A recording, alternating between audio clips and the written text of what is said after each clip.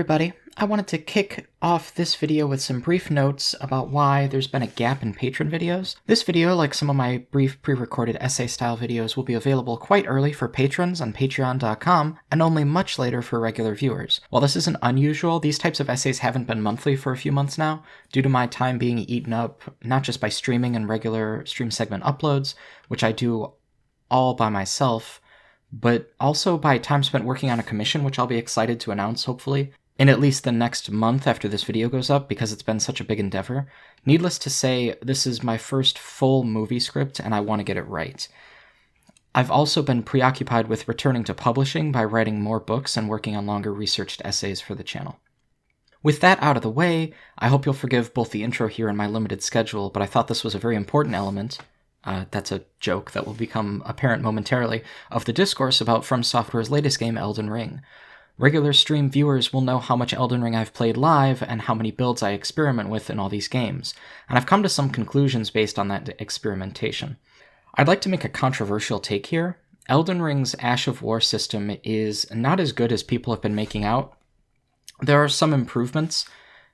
Being able to infuse many weapon arts on many different weapons is one that allows for a great deal of creativity, and with many Ashes of War being able to be removed and added back on at will, the pressure for using up gems for infusions is completely a thing of the past.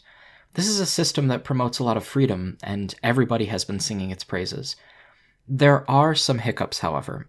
For one, Ashes of War being spammed constantly in PvP is frustrating, especially when many or even most invasions are uphill battles where invaders constantly face what, if we're being honest, would have been considered gank squads in previous titles.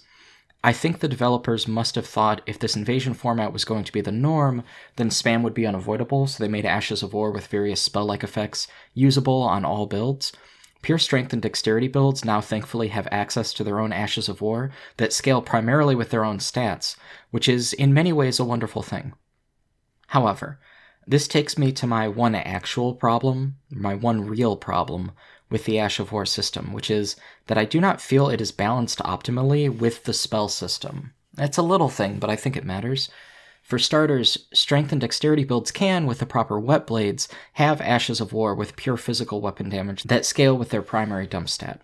This is mostly not the case for intelligence and faith builds, which face not only the split damage problem of needing to overcome multiple enemy resistances, which severely negates the damage of the majority of their weapons, but also which face an interesting paradox in the Ash of War system. For faith builds in particular, only Flame Art and Sacred Ashes of War scale with their main dump stat.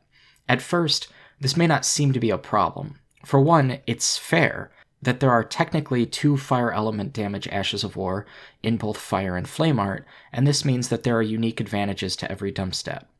However, this diversity is not extended to Lightning and Sacred.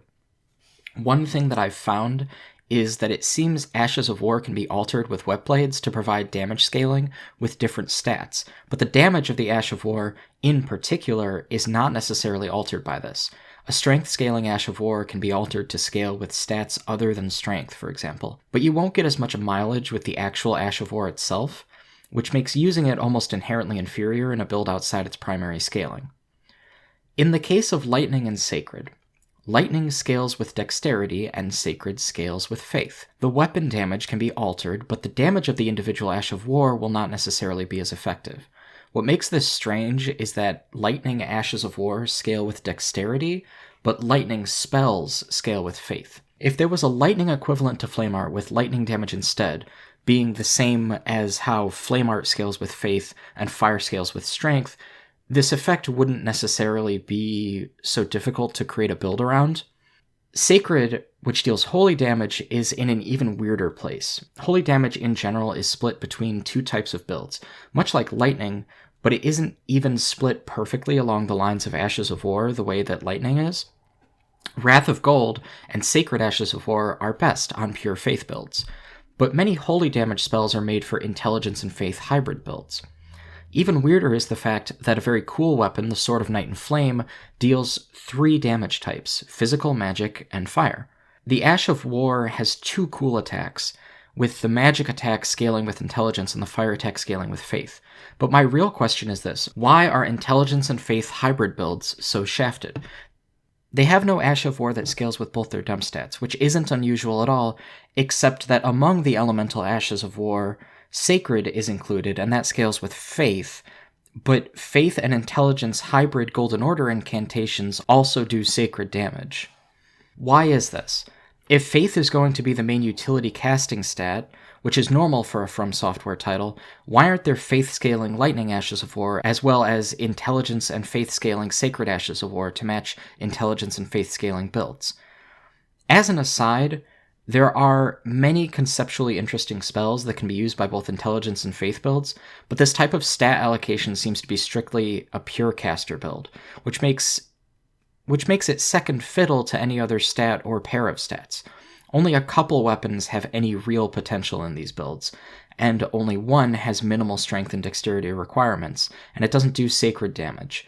And the damage it does do will only scale with one of two of your stats in its Ash of War, which isn't even very optimal for PvP. Doing anything other than sort of Night and Flame spam with only one of the two abilities and only in PvE makes this build worse than second class, its third or fourth or fifth class. Its options are severely limited in a way that doesn't make a ton of sense from a design perspective.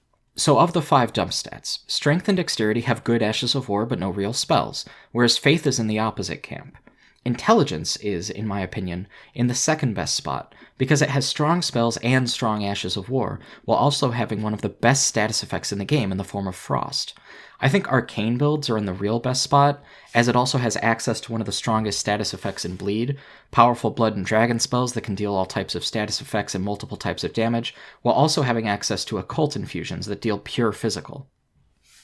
In short, Arcane builds have many of the upsides of Intelligence and Faith builds, while also having many of the upsides of Strength and Dexterity builds. Arcane's main shortcoming is that in order to wield strong weapons and spells, you'll be investing some points in many different dump stats with Arcane as your primary.